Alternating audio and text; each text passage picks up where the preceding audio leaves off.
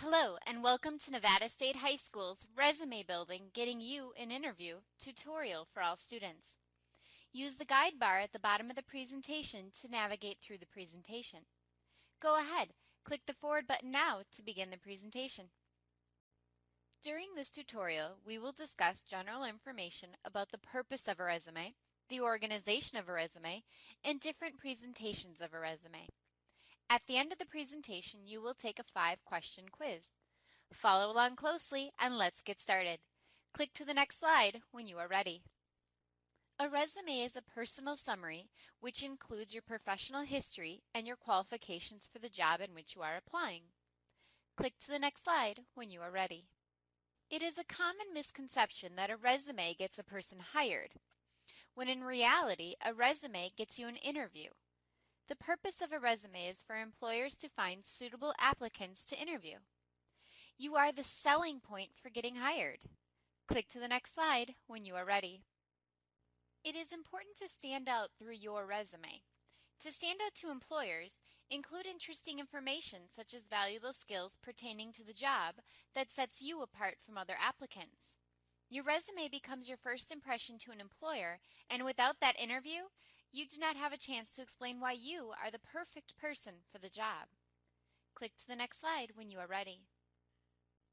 The key components of a resume include a heading, objective statement, your education, skills that you have that will help you in the job, past experience, and references. Click to the next slide when you are ready. Skills is a section of a resume that can include a great deal of different information and will depend on the job for which you are applying. Skills can include personal skills and assets you can bring to the job, honors and awards you have received, activities you belong to, any community service you do, foreign languages spoken, including sign language, computer skills and different technology you are proficient with, and any volunteer experience you have. This could be the area where you ensure you stand out. Click to the next slide when you are ready. The first part of a resume is the heading. The heading includes your full name in a larger and bolded text in order to stand out, your mailing address, telephone number with area code, and an email address that you check daily. It is important to make sure you use an appropriate email address on resumes. If you are not sure if your email is appropriate, create a new email address. For example, if your name is Joe Smith, jsmith@gmail.com is professional and appropriate. Click to the next slide when you are ready. It is now time to start filling out the Resume Builder worksheets. These worksheets will help you formulate and organize your resume. Complete the top portion of the Resume Builder titled Personal Information. Click to the next slide when you are ready. An objective statement follows the header and is a sentence or two explaining your purpose for applying for this particular job. Click to the next slide when you are ready. An objective statement can be a great time to make sure your resume stands out among the rest by explaining to the employer why you. Click to the next slide when you are ready. When listing your education on a resume, be sure to include the name and address of the school along with your specific study. When you list Nevada State High School, your area of study would be high school diploma.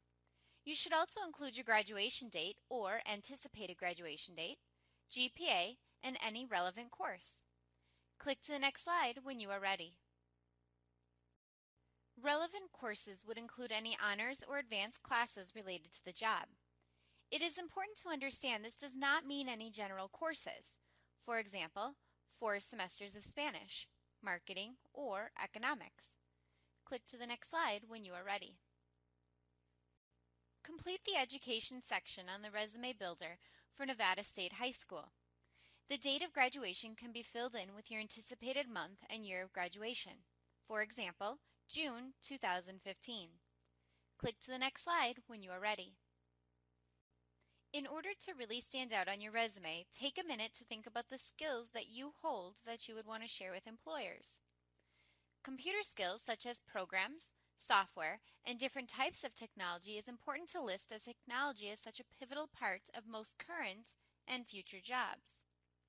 Listing all languages you speak may expand your marketability for an employer who works with clients that speak other languages, and military service or ROTC, shows leadership and dedication on a resume, so make sure you share that information as well. Click to the next slide when you are ready. It is now time to finish page 1 of your resume builder. Since this is a planning worksheet, list all skills you have here so you remember them for future resumes. But be honest and do not fabricate any skills. Click to the next slide when you are ready. Experience on a resume is for any previous employment, but you may also add community service. When you get to the area asking for duties, responsibility, and accomplishments for this employment, make sure you add any relevant information and evidence of the skills you have identified. Evidence may include awards or evaluations from employment. Click to the next slide when you are ready. The information you put under duties and responsibilities is very important and should be formatted with bullet points and start with a strong action verb. The format for this section should be a verb plus an example plus results. On the next slide, we will be looking further into this format. Click to the next slide when you are ready. An example of a week duties and responsibilities could be tutored a student through a course of a year. This is a weak description because it does not provide the employer with details about this responsibility. To turn this into a strong statement, add details such as tutored a 6th grade student in science using the Nevada academic standards to raise his grade from a D- to a B in a course of 1 school year. As you can see, all I did was add details to this duty. Click to the next slide when you are ready. Now it is your turn. Use the 2 posted week statements to create strong duty statements. There is no need to write these down, simply think of them in your head. Click to the next slide when you are ready. How did you do? Were you able to create strong actions such as the 2 examples provided?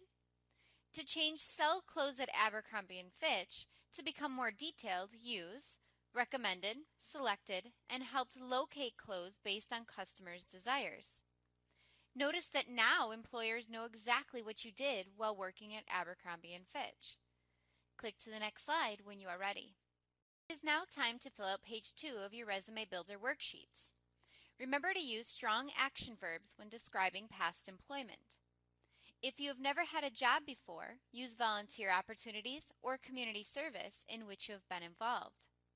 If you need more room, feel free to pull out another piece of paper and write the same information for any more employment history. Take your time and feel free to use the internet or your phone to look up addresses or phone numbers so the information is complete. Click to the next slide when you are ready. References is normally last on a resume. You should always have at least 3 solid references who are not related to you. When picking people to be your references, make sure you pick people that know about your work abilities, work ethic, and that you have used them as a reference. Some ideas for references could include teachers, school counselors, coaches, or bosses. Remember, these people should not be related to you. Click to the next slide when you are ready. It is now time to complete the final page of the Resume Builder worksheets. On this page, you will think of 3 people that could serve as references for you. Again, use the internet or your phone to look up any addresses, phone numbers, or emails. Click to the next slide when you are ready. A resume should always look clean and professional. To obtain such a look, make sure your resume is not overcrowded or hard to read.